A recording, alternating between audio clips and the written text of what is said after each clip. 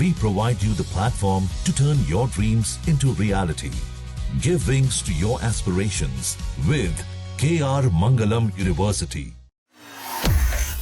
क्योंकि मैं घायल हूं, इसीलिए घातक हूं। आखिरकार राघव चड्ढा ने आम आदमी पार्टी के दिग्गज नेताओं की ओर से बरसाए गए आरोपों की झड़ियों पर अपना पलटवार कर दिया है और उन्हें जवाब दे दिया है।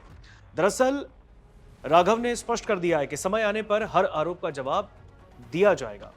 उन्होंने यहां तक कहा, घायल हूं इसलिए घातक हूं। एक समय में आम आदमी पार्टी के बड़े नेताओं में शुमार रहे राघव चड्ढा ने शनिवार को एक्स पर अपने अकाउंट के माध्यम से एक नया वीडियो जारी कर पार्टी की ओर से किए जा रहे लगातार राजनीतिक आरोपों का करारा जवाब दिया। उन्होंने कहा, बीते दिन मेरे खिलाफ एक स्क्रिप्टेड कैंपेन चलाया जा रहा है और उसके बाद से ही मैंने सोचा कि इन आरोपों का मैं कोई जवाब नहीं दूंगा, लेकिन फिर मुझे लगा कि एक ही झूठ 100 बार बोला जाता है तो कुछ लोग सच मान लेते हैं और इसीलिए मैं ये जवाब दे रहा हूं। यह कोई इत्तेफाक नहीं है कि आपके कई नेताओं की ओर से कमोबेश एक ही तरह के आरोप लगाकर उन्हें घेरा जा रहा है। अब दूसरी ओर राघव चड्ढा ने अपने वीडियो में एक एक आरोपों पर खुलकर बात की। दरअसल 3 आरोप चड्ढा पर लगे और राघव ने तीनों का जवाब दिया। आम आदमी पार्टी ने 3 आरोप लगाकर कहा है कि इन आरोपों के कारण राघव चड्ढा को राज्यसभा में बोलने का मौका नहीं दिया जाएगा। सांसद ने कहा है, पहला आरोप लगाते हुए मेरे बारे में कहा गया कि विपक्ष जब वॉकआउट की घोषणा करता है तो राघव साथ नहीं देते।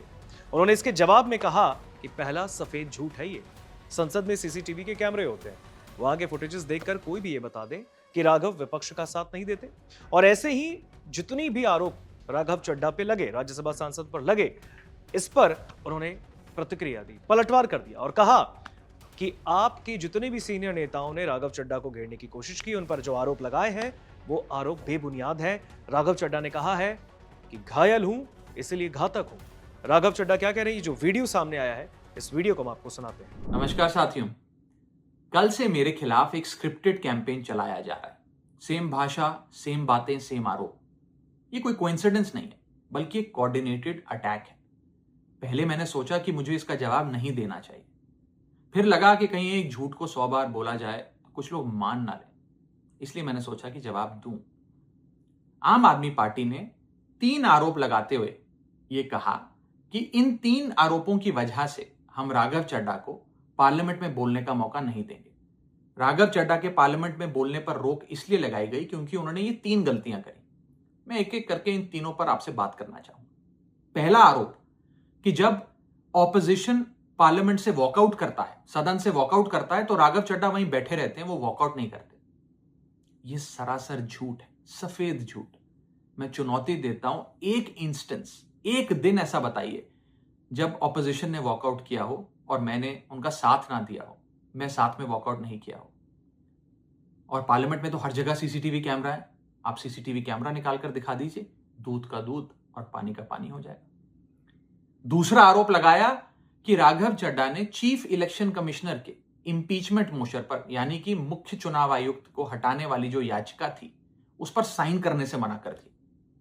दूसरा सफेद झूठ।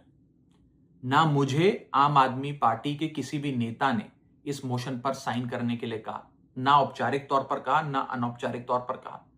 और आम आदमी पार्टी के राज्यसभा में कुल 10 सांसद हैं, जिनमें से 6 या 7 सांसदों ने इस मोशन पर खुद ही साइन नहीं किया। तो भला इसमें मेरी क्या गलती? खाली सारा दोष मुझ पर ही क्यों मढ़ा जा रहा है? और इस मोशन के लिए राज्यसभा में कुल 50 सिग्नेचर चाहिए होते हैं, यानी कि 105 विपक्षी सांसदों में से मात्र 50 सिग्नेचर से ये याचिका पूरी हो जाती। तो इतना शोर क्यों? और तीसरा आरोप जो मुझ पर लगाया गया वो ये था कि राघव चड्ढा डर गए हैं और इसलिए वो बेकार मुद्दे उठाते हैं। पहली बात मैं बता दूं कि मैं पार्लियामेंट में शोर मचाने, चीखने, चिल्लाने, माइक तोड़ने या गाली देने नहीं गया। मैं वहां पर जनता के मुद्दे उठाने गया हूं, लोगों की बात करने गया हूं। और मैंने कौन सा मुद्दा नहीं उठाया? मैंने जीएसटी से लेकर इनकम टैक्स की बात करी, पंजाब के पानी से लेकर दिल्ली की हवा का मुद्दा उठाया, हमारे सरकारी स्कूलों की हालत से लेकर कैसे पब्लिक हेल्थ केयर इंस्टीट्यूशंस को मजबूत किया जाए, इंडियन रेलवेज में जो पैसेंजर्स ट्रैवल करते हैं उनकी समस्याएं रखी, यहां तक कि मेंस्ट्रुअल हेल्थ, एक ऐसा मुद्दा जिसके बारे में लोग बात करने से कतराते हैं, वो बातें तक रखी, बेरोजगारी से लेकर महंगाई तक तमाम मुद्दे उठाए। आप मेरे 4 साल का पार्लियामेंट का ट्रैक रिकॉर्ड उठाकर देख लीजिए। और मैं पार्लियामेंट में इंपैक्ट क्रिएट करने गया हूं, मैं पार्लियामेंट में रकस क्रिएट करने नहीं गया।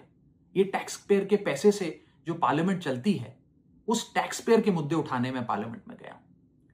अंत में मैं बस इतना कहना चाहता हूं कि जो लोग आज मुझ पर आरोप लगा रहे हैं, झूठे आरोप लगा रहे हैं, कि हर झूठ को बेनकाब किया जाएगा और हर सवाल का जवाब दिया जाएगा, क्योंकि मैं घायल हूं, इसीलिए घातक हूं।